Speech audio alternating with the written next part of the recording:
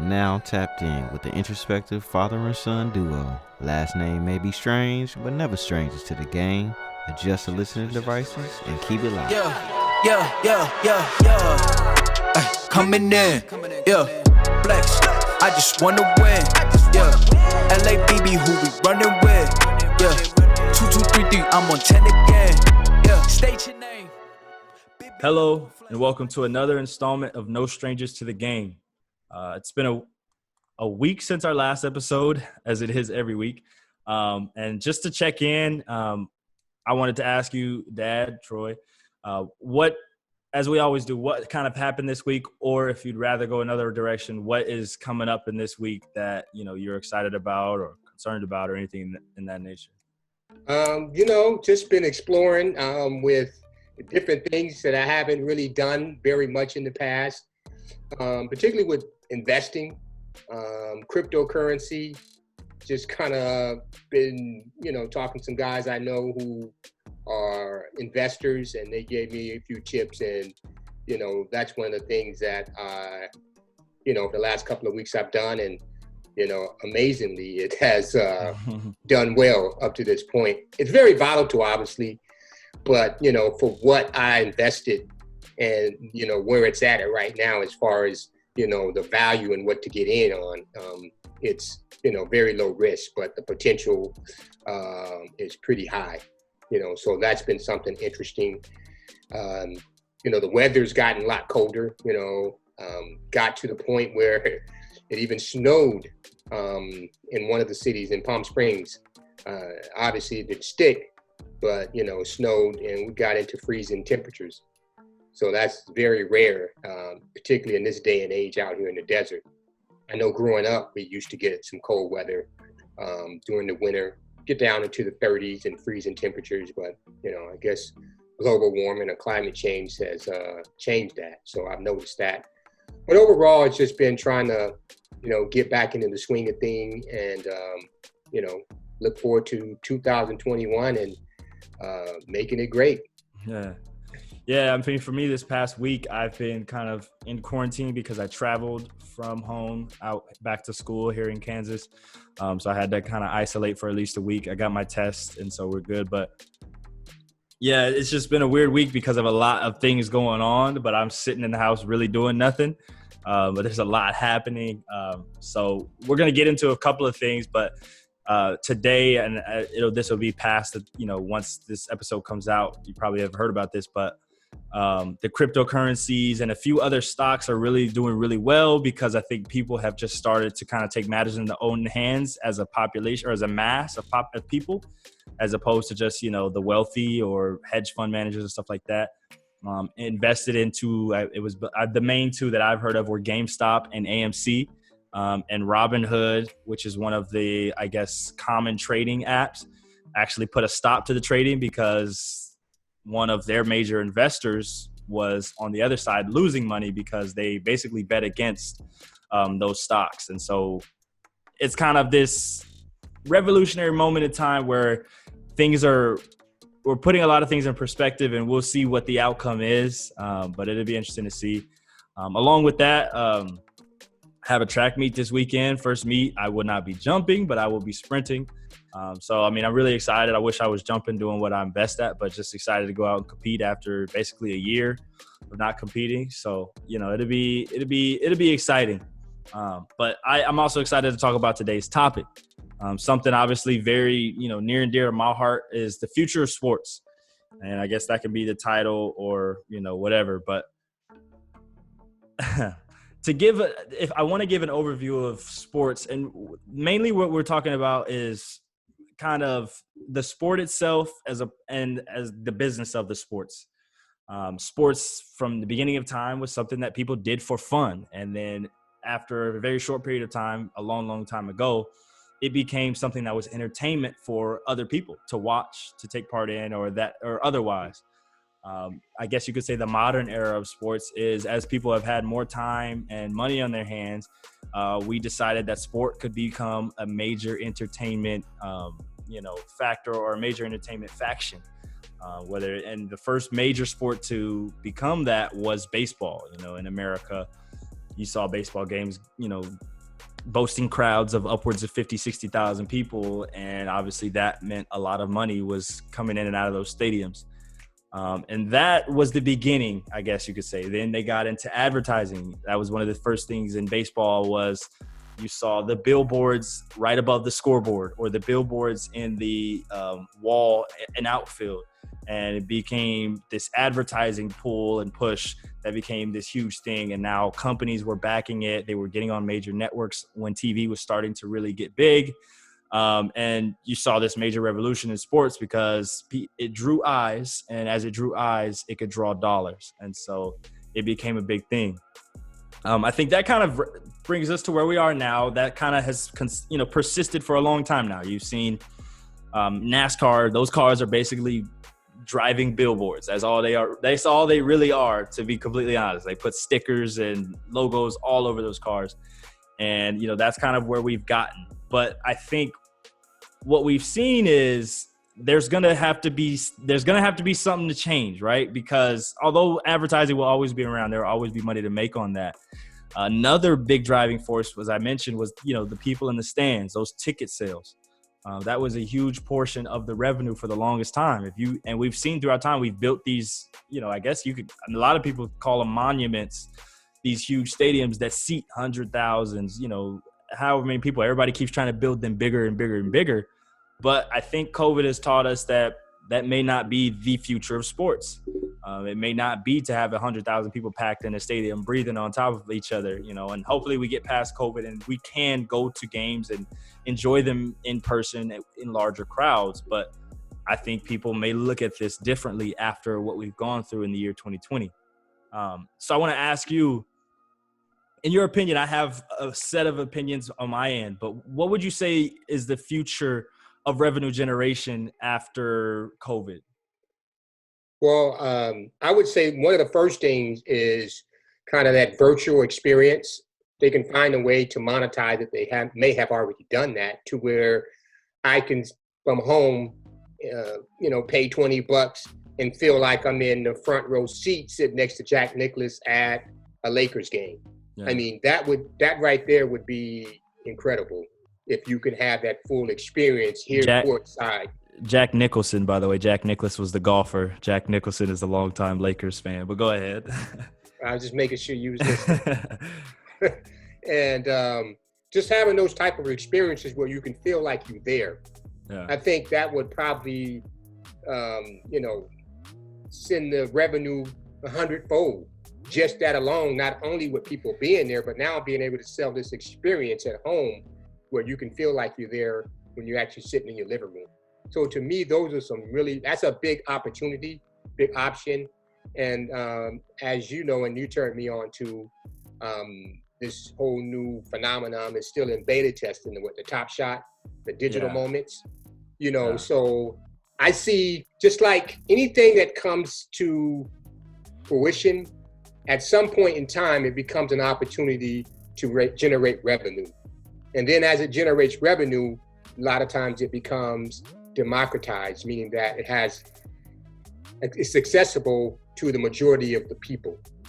Things when they first come out, it's usually accessible to the more wealthy or high income people. And then it becomes democratized to the point of where the average everyday citizen will have access to it. So I see the same with sports in terms of virtual experience, these virtual moments. And I'm sure there's other things that, I haven't even thought about. They're already into the gaming where, sports teams have ventured in and invested into gamers who would play video games to represent those sports organizations. So yeah, I can see the technology is really changing it, and it's going to really help to enhance and increase the revenue as well as the experience and engagement from everyday citizens. Yeah, to go back, so I can kind of just go over the things you talked about. With the virtual experience, that's something that we saw them play with in the bubble, right? Was they had the virtual fans behind there. There were celebrities, any common person could get on there and just cheer on your team in a virtual experience because they couldn't have fans in the building. So I think it's funny that our innovation of the virtual experience comes from our limitations of not having the in-person experience.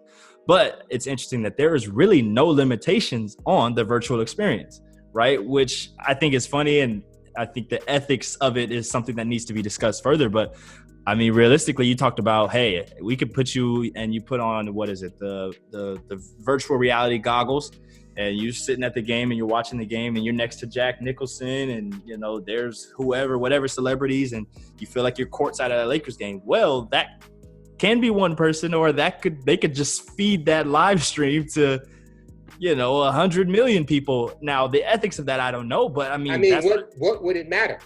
You know, you're not there. Yeah. So I don't think that would be, I wouldn't have a problem with it, because the experience is that I'm doing it from my living room, and that experience you can't take away from me, because, you know, I bought it, essentially. Yeah, and so the limitations, there really is none on the virtual experience because of technology. I mean, I don't know the count, but I know it was over 3 billion people who have access to the internet. So that's over half of the world's population that could be sitting courtside at a Lakers game, you know what I mean? And so there's a lot of, obviously with that, there's a lot of opportunity for revenue, tons of it. And so that's interesting. As you mentioned, these digital moments, what their technical term is NFTs, which means non-fungible tokens. In a brief description, it's a weird concept still to me. I'm still trying to fathom it, but essentially what they are is kind of digital trading cards. You know, trading cards started back, I believe in, I don't know, the early 20th century, early 1900s. Really with baseball cards, you had players, you know, Babe Ruth, Mickey Mantle, Joe DiMaggio, all these players, and, you know, people loved them. So they wanted to have a token of that player in their house. So they'd buy a trading card, and if you could get it signed, that would be great. After a while, people started to trade them because they put values on them, right? A Mickey Mantle and a Babe Ruth have great value. Then they started to buy, they became big business because people say, well, that was 100 years ago. A Babe Ruth card with a signature on it now is worth who knows how much. And I guess people started to say, well, why can't we do that digitally? And I have reasons why I wonder why that's a thing, but people are into them. You can go on and you can see a play. It's really the NBA that's starting it. It's called Top Shot. And it's these digital moments of plays. You have LeBron. Recently, he hit the three-pointer and he turned around and looked at his bench. They took that play, they minted it with the blockchain, which basically mints these digital moments. And now people are trading them for up to $200 a pop. And they minted 12,000 of them. And realistically, they can mint as many of them as they want because, once again, these are all virtual. It's just digital. They can just make copies of them. And, you know, there's things that they wouldn't do that to affect the market. But basically what we're getting at is that the future of sports is going to change, but there's tons of revenue, you know, to be had. I think one thing that we need to address, though, before we keep going about the revenue and generation of things is specifically in the sport of football, right? I know you've had injuries. I've had my own injuries with football, and I didn't even play, you know, through high school. So there have been talks, I mean, long ago, they were talking about disbanding football because people were dying. Then they upgraded equipment and it became a bit safer. But as we move to a more advanced society, people still sit here and say, well, we don't want people breaking bones and getting CTE and losing their minds in old age. And, you know, we've heard very tragic stories of people committing suicide because of dealing with CTE and other things. So what do you think is the future of sports in general? I think as we talk about, people can get injured and we can digitize these things and make it a video game or take their likeness and image and play it out. What do you think the future of these sports are, as people may say that's not a risk we want to take anymore? Well, I think it's a great chance. I mean, I know it sounds way out because football, they've been playing football for so long. And I don't think very many of us can imagine waking up during football season and not being football the way that we've experienced through our lives.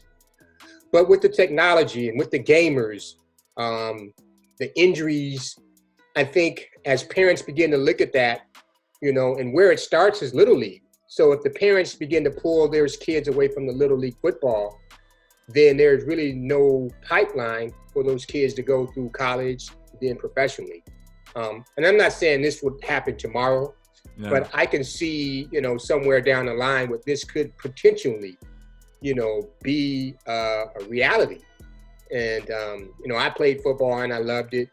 And I just think that, unfortunately, that could be a reality due to the injuries, unless there's some equipment that will really, really prohibit getting those significant and serious injuries. So I can see that. I think it comes down to two major things, right? It's one, is there a market for it, and is it going to be profitable? One interesting thing, I remember I tuned in, and I'm not a huge video gamer, as you know, I never have been, but my generation is huge in the video game. During quarantine, when sports were kind of at a halt, they were doing where they had the NFL players playing each other in Madden. Do you remember that? Mm-hmm. And it was broadcasted on ESPN, and I wasn't huge on it, but I know there was a decent following for it, and people watched it. And I was like, this is crazy. We're watching someone play digital sports. But like you said, I mean, was that a glimpse of the future? Are the sports stars now going to become the people who do them with controllers as opposed to guys like Walter Payton and Tom Brady? Can't believe I mentioned Tom Brady. But anyway, but the other factor, one, is there a market for it? Is it profitable? And two, what does it come at the opportunity cost of, right? I think in this case, it's the opposite. There is less of an opportunity cost and more of an advantage and opportunity in general because they have to pay players, right? We have to pay players however much. There's a minimum in the NFL, NBA, and all these leagues. Injuries. There's a revenue sharing collective bargaining agreement. I mean, if we make this thing digital, we just got to pay the computer guys to figure it out, and we can take all of that revenue. So realistically, there's more of an opportunity to do so. I think it's still a bit far out. I think at the end of the day, NFL, NBA, and MLB still have such a large fan base that they're long ways away from doing away with that. But as your generation gets older, my generation becomes the main consumer who's really big into, video games and, the digital media and entertainment industry. I don't know how far away from it we are, but I hope, because I'm not. Sorry about that. You got a little excited, huh? I would hope, because I'm not huge on, the video games and things like that, that we are quite a ways away. But also, let's look at this, though. And I don't know, it may not be that it take it all the way, but, now you got those holograms. I mean, you got so much to where it could become a reality. And I know, like I said, I'm thinking years down the road, but as I, see these things and I get this hunch that some of these sports, if they begin to lose revenue, just because of how much you have to pay a player, the injuries and all the different things that happen, I can see that becoming something that, some of these sports owners begin to say, well, let's take a look at that. Yeah. I don't know how it would shake out, what it would look like, but I think there's some possibilities. And it may be something that could happen simultaneously. It may not necessarily that it would cut out the entire, use of human beings to play the sport, but it may be now you have the virtual aspect of it as well as the physical, and that can be done simultaneously where you have now people, everyday citizens who can participate and be engaged from the virtual standpoint. So I think the opportunities are there, and, it's really interesting to see where it goes. Yeah, last little word on that. I remember when I was working at the Boys and Girls Club, 3-4 summers ago, I remember these kids were sitting on the bench, and it sounded like I could hear the sound of whatever they were watching on their phones, and I thought it was like a football game, but it was like 1 PM. I'm like, it's not a football game on right now. I went up there and looked, and they were watching these Twitch streamers who were playing Madden football, the video game, and I was like, this is crazy. Like, this is where we're at. This is where we're going. So yeah, I mean, it's interesting to see, and I hope that, the traditional form of sports becomes safer to where we don't lose that, I guess, faction. Human element. Yeah, we don't lose the human element, because that's our history. We've had the Olympics since, who knows how long. I imagine the first sport was, hey, who can run from this tree to that tree the fastest? You know what I mean? And I don't want to lose that, because it feels like it brings us back to reality. Because as much as I think there's an opportunity with these, with the digitization of sports and the revenue that can be had there, I do think there is something real about watching, you know, a guy dunk or watching someone run 10 seconds in a 100-meter. There's something that feels, you know what I mean? And I'm getting passionate about it because I love sports, but I don't know. And I think we can have them both at the same time. I know the Warriors, they actually have an esports team where they have people who play the video game, I believe League of Legends, or is it World of Warcraft? I don't know which one. I'm not a video gamer, but they have people who play. They have a 2K, an NBA 2K team, which is the NBA basketball video game. So I think they can go hand in hand. Right. Yeah, I think Magic Johnson, from what I understand, had invested in an esports team and other, sports organizations. So it's there and it's happening simultaneously. Will it remain a balance, or will the physical is superseding the virtual at this point, but will they become more balanced, or will the virtual become the more dominant in the future? So it'll be interesting to see. Yeah. Another big, I guess, development within revenue generation in sports is betting in sports. Now, I want to get your perspective. I've grown up, and I mean, I've been paying attention to sports for a while now, and I feel like betting has been a part of it, but within recent years, it's really started to pick up, and you saw the online betting and, the Vegas sports books and things like that people get on and they can do, from their mobile phone. What was sports betting like when you were growing up? I mean, I know you probably didn't partake in it, but what was the atmosphere around it?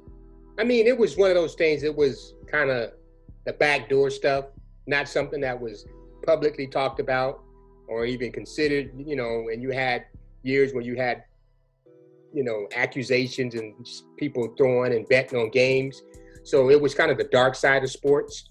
But now, with many states legalizing gambling or betting on sports, and the leagues are actually allowing them to participate in that, or sharing, or some way there's a participation from the leagues. It's open to the public, and it's now something that's more acceptable. Back in the day, it wasn't so acceptable, betting on anything, unless you was in Vegas playing the shot machines or craps or blackjack. But in most society, gambling and betting was something that was looked down upon.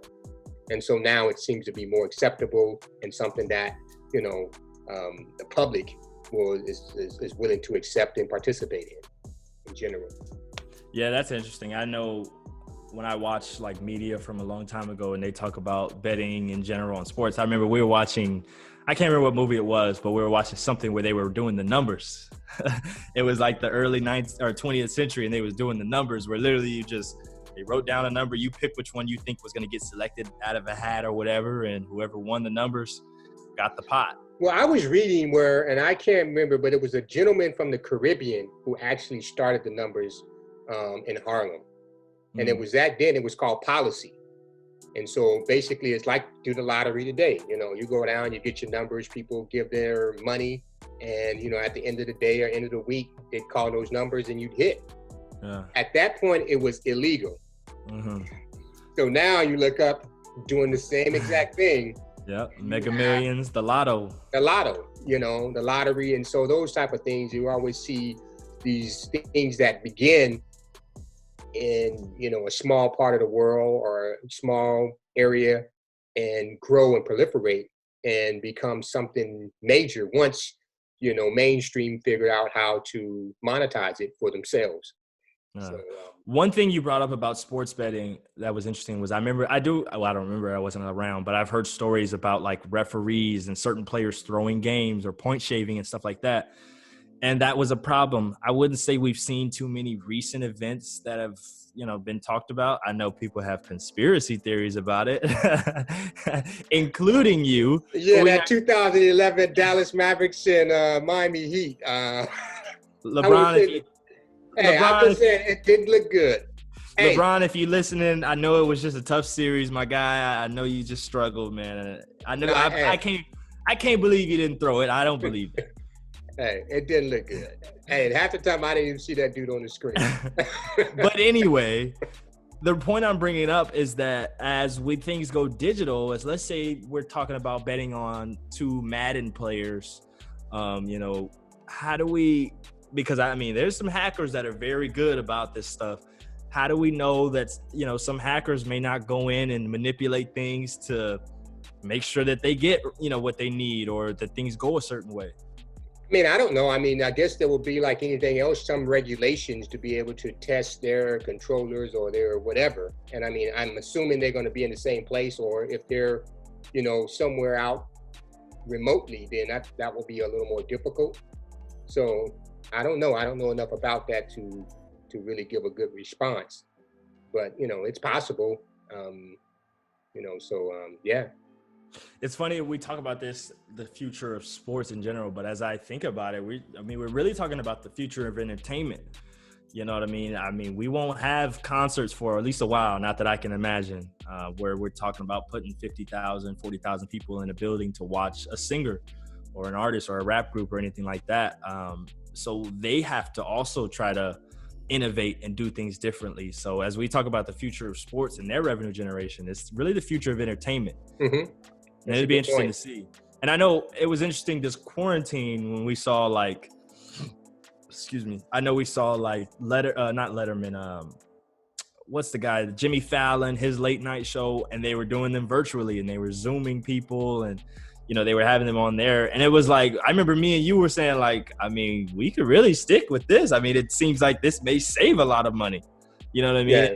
You know, you're still kind of pulling in the same numbers viewing wise, but you're saving money on operations. You don't need as many people working in the crew. I mean, it was literally Jimmy Fallon in his house with his laptop, and he was doing the show, and that was kind of it. I wonder the future of sports in terms of the amount of people we need to work, you know, the industry. Well, with technology, anytime technology advances in an industry, it definitely diminishes the amount of labor in the workforce that's there. So that'll definitely happen as technology continues to advance in that particular industry. So I don't question it. It's just what other opportunities will come about as a result of the advancement of technology, as we're seeing. And so there will be ample opportunities for other people, and particularly the smaller guys, to get in and participate on whatever level that is, virtually. You know, it gives them access. It gives us access that we wouldn't ordinarily have. So I think there's some give and some take. As opportunities are taken away, other opportunities are presented that allows, you know, it to kind of balance out on some level. Yeah, I'm interested to see. I mean, we talked about this before. I think one of the biggest things, because as we mentioned, some of the pitfalls of the betting, for instance, is people hacking and maybe being able to manipulate things. But cybersecurity, not just in the entertainment industry, but just in general, cybersecurity seems to be something that's going to be a huge sector of jobs and things like that. I can almost picture it being like, you know, in the Industrial Revolution, where everybody was working in factories, where that was, you know, 60 to 70% of the workforce or whatever. I personally that would be terrible for me. I'm not a huge computer person. I don't like, you know, typing or being in front of computers like that.